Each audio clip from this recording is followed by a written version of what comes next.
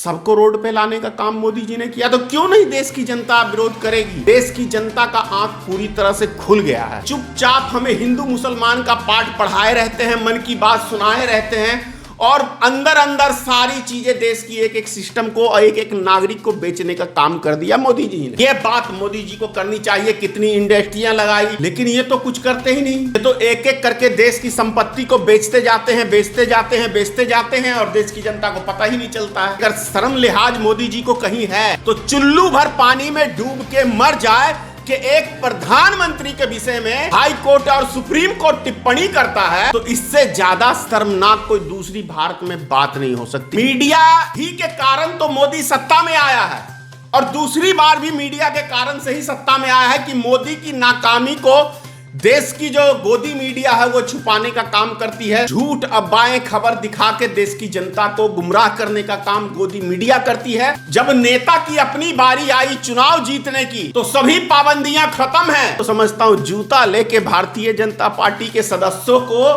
स्वागत करने के लिए बिहार की जनता पूरी तरह से तैयार है। बिहार का 1,25,000 करोड़ रुपया वो कहां पे चला गया, किस माध्यम में खर्च हुआ, कितने कॉलेज बने का जवाब श्री नरेंद्र मोदी जी को देना होगा, माननीय मुख्यमंत्री को।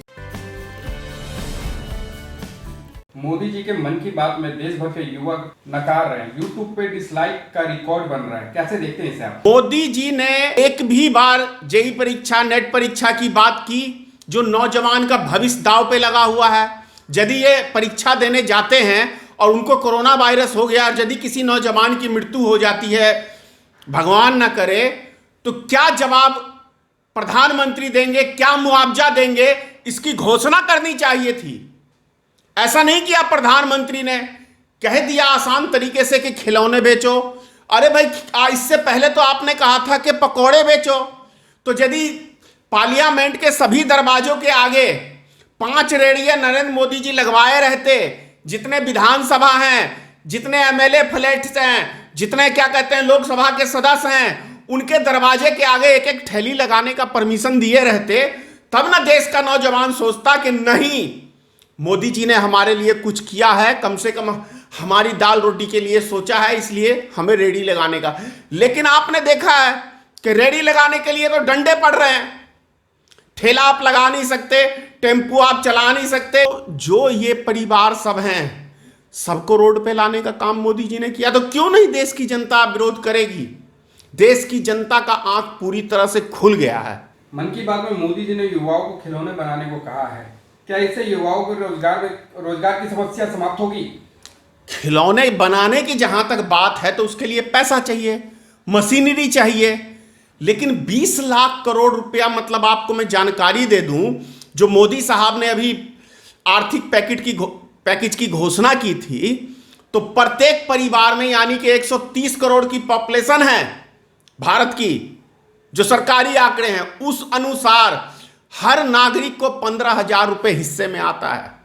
अगर एक घर के अंदर 5 सदस्य हैं तो 75,000 रुपए की आर्थिक राशि नरेंद्र मोदी को देनी चाहिए थी, जो कि पूरे हिंदुस्तान में मैं दावा कर रहा हूं कि एक व्यक्ति नहीं कह सकता है कि मुझे 5 रुपया 20 लाख करोड़ में मिला है। 5 रुपए की बात कर रहा हूं। उससे भी बड़ी बात आपको बता रहा हूं आपके चैनल के माध्यम से कि 76 लाख करोड़ वर्ल्ड बैंक से श्री नरेंद्र मोदी ने पैसा लिया है कोरोना वायरस के नाम पे। तो समझ लीजिए कि भारत के अंदर एक एक नागरिक को लगभग 1 लाख रुपया कर्जे पे डाल दिया है। यानी भारत का एक एक नागरिक, चाहे वो बच्चा हो, बूढ़ा हो, 1 लाख रुपया का वर्ल्ड बैंक का कर्जदार है। ये है इनकी योजनाएं। ये चुपचाप हमें हिंदू मुसलमान का पाठ पढ़ाए रहते हैं, मन की बात सुनाए रहते हैं और अंदर अंदर सारी चीजें देश की एक एक सिस्टम को और एक एक नागरिक को बेचने का काम कर दिया मोदी जी ने। आपको नहीं लगता कि मोदी जी को मन की बात नहीं, मुद्दे की बात करनी चाहिए थी? बिल्कुल मुद्दे की बात करनी चाहिए थी, रोजगार की बात करनी चाहिए। कितना हमने रोजगार दिया, यह बात मोदी जी को करनी चाहिए। कितनी इंडस्ट्रियां लगाई, लेकिन ये तो कुछ करते ही नहीं। ये तो एक एक करके देश की संपत्ति को बेचते जाते हैं, बेचते जाते हैं, बेचते जाते हैं, और देश की जनता को पता ही नहीं चलता है। दिल्ली कोर्ट ने मोदी सरकार को पाखंडी ढोंगी करार दिया है, इसे आप कैसे देखते हैं? इसे मैं ऐसे देखता हूं कि अगर शर्म लिहाज मोदी जी को कहीं है तो चुल्लू भर पानी में डूब के मर जाए कि एक प्रधानमंत्री के विषय में हाई कोर्ट और सुप्रीम कोर्ट टिप्पणी करता है, तो इससे ज्यादा शर्मनाक कोई दूसरी भारत में बात नहीं हो सकती है, और किसी भी प्रधानमंत्री के लिए इससे शर्मनाक बात नहीं हो सकती। क्यों कहा आखिर हाई कोर्ट ने इस तरह के बात को कि मोदी जी वास्तव में 100% झूठ की खेती करते हैं और झूठ अफवाह फैला के राजनीतिक करते हैं। मीडिया इस खबर को क्यों नहीं दिखा रही है? देश ने प्रधानमंत्री के मन की बात को इस तरह से नकारा है, कोर्ट ने भी फटकार लगाया है। देखिए, मीडिया क्यों दिखाएगी? मीडिया ही के कारण तो मोदी सत्ता में आया है, और दूसरी बार भी मीडिया के कारण से ही सत्ता में आया है कि मोदी की नाकामी को देश की जो गोदी मीडिया है वो छुपाने का काम करती है। ये झूठ अफवाहें खबर दिखा के देश की जनता को गुमराह करने का काम गोदी मीडिया करती है। तो लेकिन सोशल मीडिया का एक इतना बड़ा योगदान है कि सोशल मीडिया की जगह से लोगों को अब विश्वास होने लगा है कि नहीं, गोदी मीडिया झूठी है और सोशल मीडिया सही हमें दिखाती है न्यूज, इसलिए सोशल मीडिया का बोलबाला होता जा रहा है। और आने वाले समय के अंदर आपको बता दूं, न्यूज चैनल लोग देखना गोदी मीडिया बंद कर देंगे, और बहुतों ने बंद कर दिया है। कोरोना काल में एग्जाम लिए जा रहे हैं, कहां तक सही है ये? मैं इसको 100% गलत मानता हूं।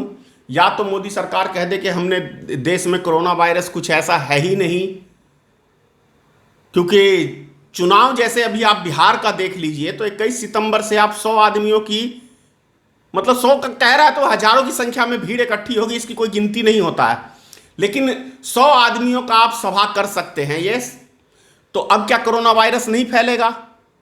जब नेता की अपनी बारी आई चुनाव जीतने की तो सभी पाबंदियां खत्म हैं, खत्म हो गया देश के अंदर कोरोना वायरस।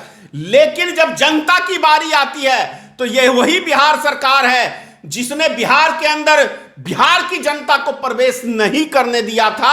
ये अब इससे आप समझ सकते हैं। बिहार में चुनाव नजदीक है, क्या यहां अमित शाह का जादू चलेगा?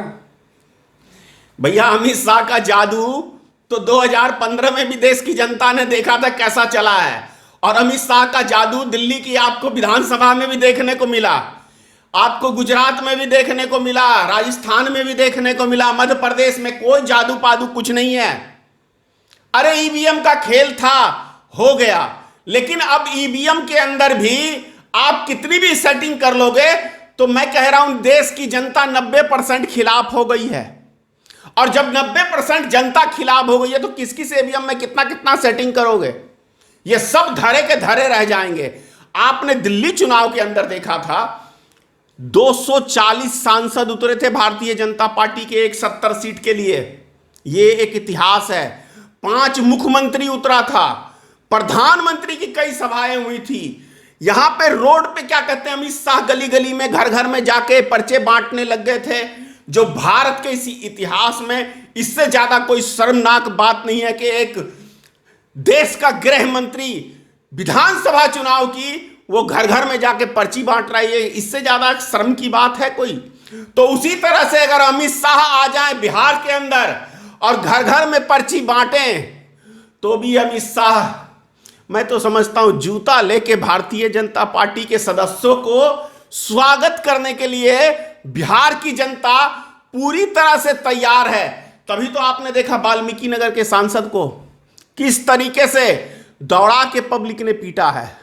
अभी हाल फिलहाल में एक विधायक की बिहार में पिटाई हुई है।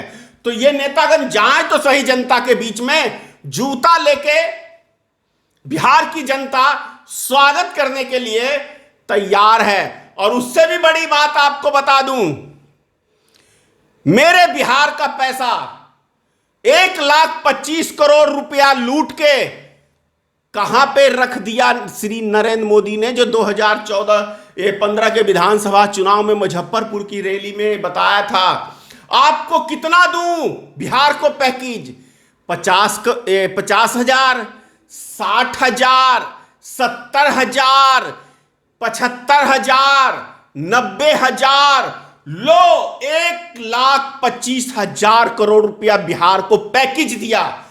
वो पैकेज कहां है? बिहार की जनता पूछने के लिए बेताब है कि श्रीमान नरेंद्र मोदी जी, हमारे बिहार का 125 लाख करोड़ रुपया कहां है?